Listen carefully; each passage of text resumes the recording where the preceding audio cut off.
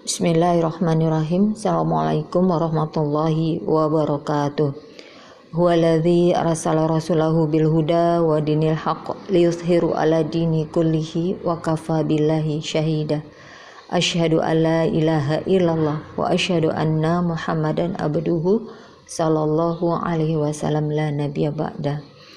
Bersyukur kita kehadirat Allah dengan segala nikmat yang Allah berikan kepada kita yang tidak terhitung ya, sehingga kita tetap sampai saat ini masih terus dapat hirup udara segar dan kita masih tetap ada di jalan Allah. Salam dan salawat kita haturkan kepada junjungan kita Nabi besar Nabi Muhammad sallallahu alaihi wasallam beserta keluarga, sahabat dan pengikutnya hingga akhir zaman. Ahwafillah rahimakumullah. Mari sama-sama kita mentadaburi kondisi sekarang ini. Bagaimana kondisi saat ini yang harus kita yakini adalah memang irodahnya semata. Ya, seperti yang dikatakan di dalam surat Al-Baqarah ayat 155. A'udzubillahi minasyaitonirrajim. Walanabluwannakum bisyai'im minal khauf wal ju'i wa naqsim minal amwali wal anfusi wath thamarat wa basyiris sabirin, yang artinya, dan kami pasti akan menguji kamu dengan sedikit ketakutan, kelaparan, kekurangan harta, jiwa dan buah-buahan, dan sampaikanlah kabar gembira kepada orang-orang yang sabar ya. Walanabluwannakum bisyai'im minal khauf. Ini kan yang terjadi pada kita saat ini, akhwat fillah rahimakumullah ya.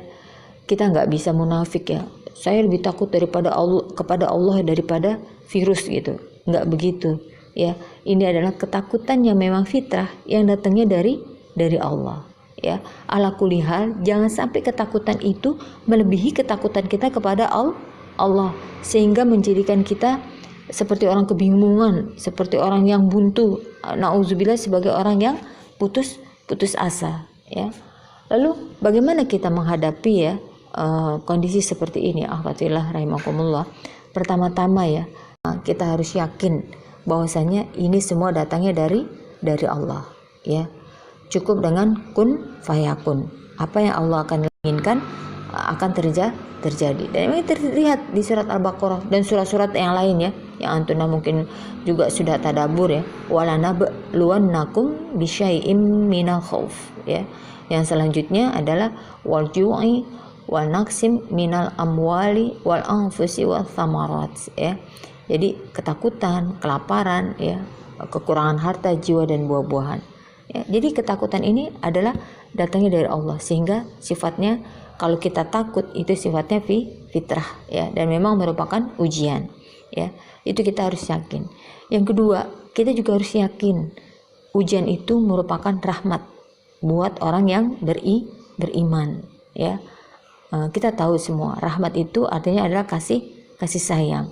Kenapa bisa kasih sayang seperti itu? Karena dengan ujian itu maka kita akan lebih mendekat kepada Allah. Orang yang beriman ketika mendapat ujian dia akan lebih mendekat kepada Allah ya, tidak menyalahi siapapun, tidak menyesali kondisi, tidak marah ya, tidak putus asa ya, dan tidak menghakimi segala sesuatunya sendiri.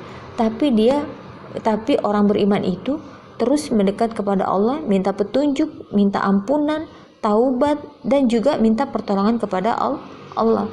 Dan ketika kita berdoa, ketika kita meraqabah kepada Allah, Masya Allah ya, hanya kalimat-kalimat thayyibah yang keluar dari mulut kita ya. Dan itulah yang Allah sukai ya, ketika kita terus menerus menyebut asma Allah, ketika kita terus menerus menyebut nama Allah, Masya Allah ya. Dan ujian ini ya hanya kita katakan azab bagi orang-orang yang ahlul maksiat ya, yang senantiasa melakukan maksiat ya. Lalu apa akhwatillah setelah kita tahu yakin? Yang kedua adalah ridho ya. Ridho akan terjadinya musibah ini ya. Alladzi khalaqal mauta wal hayata liyabluwakum ayyukum ahsanu amala ya. Jadi diciptakannya hidup dan mati hanya ingin melihat kita siapa yang amalannya baik ya. Itu aja. Ya, jadi sini kita areal fastabihul khairat ya. Dengan kita disuruh uzlah ya, dengan kita disuruh di rumah ya, maka kita terus memperbanyak ibadah-ibadah kita ya.